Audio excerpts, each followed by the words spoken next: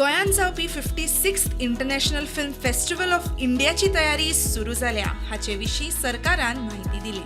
For the International Film Festival of India 2025 and will be held from the 20th of November to 28th of November. The two Goan movies will be screened in the IFFI 2025. Then Claudia, the special screening section of IFFI, and The Pilot, the gala premiere section of IFFI.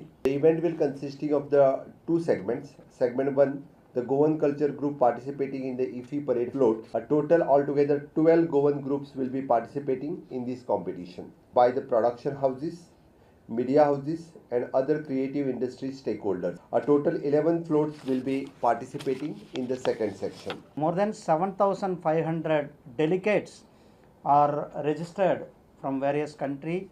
Almost 127 countries they are registered, but 84 countries going to participate here. 84 countries, 270 films are going to screen here in our Goa International Film Festival.